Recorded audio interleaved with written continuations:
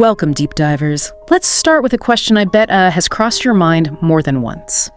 What if getting what you really want, success, wealth, fulfillment, what if it wasn't just down to luck? Or being in the right place at the right time? What if it was about mastering something? Well, something closer to home. Your own thoughts. It's a really powerful question, isn't it? This idea that our internal world can actually shape our external one. That if we consciously manage our mindset, we can genuinely change where we end up. It's a theme that echoes through history, really. Exactly, and that's precisely what we're diving into today. We're going deep on a classic, a real cornerstone of self-help, Think and Grow Rich. Napoleon Hill published it way back in 1937. I mean, that's nearly a century ago. But honestly, the core stuff, it still feels incredibly relevant. Shockingly so sometimes. Yeah, and what's amazing is the story behind it. This wasn't just Hill's opinion, right? He spent over 20 years, think about that, 2 decades, meticulously studying, interviewing, just digging into the lives of over 500 successful people of his era. Wow, 20 years. Yeah. People like Andrew Carnegie, he was actually the one who sort of challenged Hill to do this whole project. And, Henry Ford, Thomas Edison, giants. Hill wanted to find the common thread, a kind of universal formula for success anybody could use. That level of dedication is just staggering. Especially back then, no internet, just sheer grit and observation. So our goal today for you listening is to boil down the key takeaways from this really influential book. We want to give you a kind of shortcut to understanding how you can use your thoughts, develop that mindset for success, both financially and personally. And the absolute foundation of it all, the bedrock of Hill's entire philosophy, is the power of thought. Full stop. He's not just saying thoughts are nice to have. He argues that everything, literally everything you achieve, starts as a thought in your mind. Okay. These aren't just little fleeting ideas, they're potent forces. Yeah. They're the blueprint. It's not just wishful thinking, it's the fundamental principle. Your inner world creates your outer world. He even talks about things like auto-suggestion to actively program that. Auto-suggestion, right? So it's more deliberate than just hoping for the best. It sounds almost structured, like a mental technique. As we get into this, we'll look at the specific lessons Hill pulled from all that research. They're surprisingly straightforward, but really impactful when you dig in. So where does Hill say we actually start? How do we begin to harness this power of thought? What's step 1? Step 1, according to Hill, is absolutely crucial. Definiteness of purpose. It's not enough to just vaguely want to be successful or wealthy.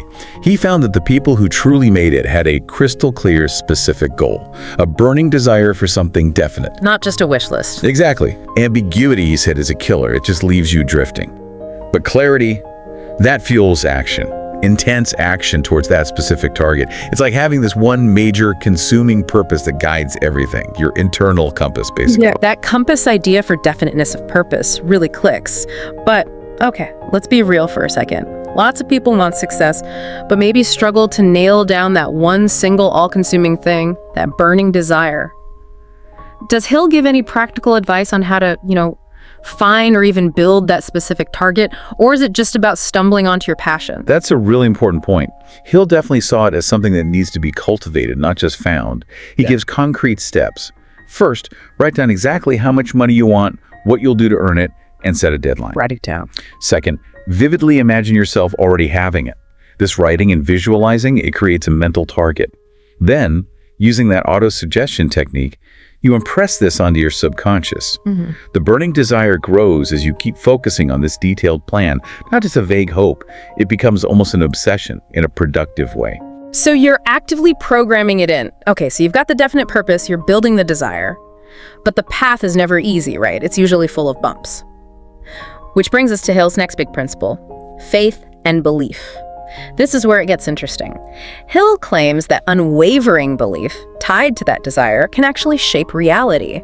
But for anyone listening who's maybe a bit skeptical or has hit roadblocks before, how does Hill suggest building that deep conviction? Is it just deciding to believe, or is there something more tangible? Yeah, this is where auto-suggestion really comes into its own as a core mechanism in his system. Faith isn't passive hope for Hill. It's an active state of mind you can induce.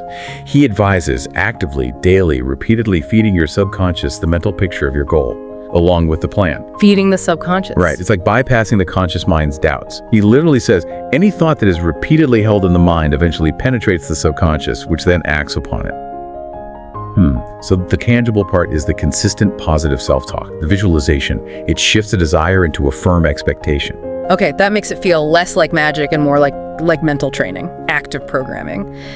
And speaking of those bumps in the road, setbacks are pretty much guaranteed. Even with purpose and faith, obstacles happen. So, next up is persistence. Hill really stresses this. He says persistence, just sticking with it through failure and rejection, is what separates achievers from dreamers. But how do successful people maintain that persistence, according to Hill? It can't always be sheer willpower, can it? That sounds exhausting. You're right, it's not just about gritting your teeth. For Hill, persistence is a developed habit, a state of mind. It's fueled by that definite purpose, ignited by the desire, empowered by that cultivated faith in your success. The key insight is how they view failure. Hill saw that successful people see setbacks not as final, but as temporary defeat. Temporary defeat, I like that framing. Yeah, they're necessary learning opportunities, feedback. Challenges become chances to adjust and improve, not reasons to give up. Because the mind has been programmed through autosuggestion, setbacks are interpreted differently, as part of the journey, not as personal failures. So, not quitting becomes almost automatic, part of the process. So it's like building an internal system that expects and learns from difficulty rather than being crushed by it. Okay, so once you have that belief, that persistence, Hill talks about something that speeds things up, a kind of force multiplier, the mastermind group. He makes it sound like more than just networking. What's the actual mechanism there? How does a group mind achieve more? This is genuinely one of his most famous ideas, and it's deeper than just teamwork. Hill talked about a mind-blending effect. When two or more people align in harmony towards a definite purpose, he believed they create a sort of third mind. A third mind. Yeah, a new combined intelligence greater than the sum of its parts. It's not just adding knowledge together, it's like an exponential boost, a psychological amplification. New ideas, creative solutions, energy, they just emerge from that shared focus. The mastermind gives you diverse skills, knowledge, but also vital emotional support. It radically increases potential beyond what one person could do alone. It's leveraging collective brain power and motivation. That third mind idea is fascinating. It really elevates it beyond just collaboration. Building on that, the next key piece is specialized knowledge. This is interesting because Hill specifically says general knowledge isn't enough to get rich. You need specific, relevant knowledge for your goal. But thinking about today's world, things change so fast. Skills become outdated. Is there a risk of specializing too much? How does his advice hold up now? That's a great point for today. Hill's insight wasn't necessarily about mastering one tiny niche forever. It was more about the application of knowledge. He noticed successful people didn't always have all the specialized knowledge themselves. What they knew was how to get it or who had it. Ah, okay. Resourcefulness. Exactly. He distinguished general knowledge, good to have, but not directly sellable, from specialized knowledge, which is organized and aimed at your purpose. For today, the key is the continuous learning of relevant specialized knowledge. It means being adaptable, spotting the knowledge gaps between you and your goal, and then actively filling them, maybe even using your mastermind group. It's about becoming an expert learner in your field. An expert learner. I like that. It emphasizes agility.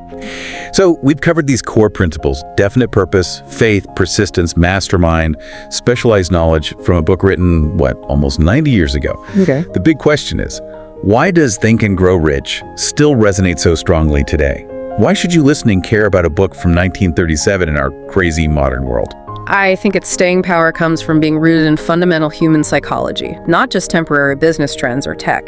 The core message that success is mainly driven by your mindset, your beliefs, your habits, not just outside circumstances. That's timeless. Whether you're in tech, arts, starting a business, or just working on yourself, the mental game for achieving big things, it's remarkably consistent. Master the inner world first. Totally agree. It's about how humans tick, how ambition works, how goals are met, no matter the industry. So let's quickly sum up the strengths. First, the advice is simple, but really potent and actionable. It's not overly academic. And it's seriously motivating. Hill weaves in those stories of the people he studied, which makes it really engaging. It genuinely makes you want to get up and do something. Definitely. And having those real-world examples, Carnegie, Ford, Edison, gives it a lot of weight. It's not just theory. It's based on observed success. And importantly, it covers both making money and personal growth. It's about who you become along the way. True. But for a balanced view, so you know what to expect, there are a few things to keep in mind. Some parts can feel a bit repetitive. Hill really hammers his main points home, which is good for reinforcement, but maybe feels slow to some modern readers. That's fair. And obviously, being from 1937, it doesn't have modern examples. No Silicon Valley tales or digital strategies here. The language and some social references are also definitely products of their time. And finally, it's crucial to see it as more of a philosophy, a guide to shifting your mindset, rather than a step-by-step business plan template.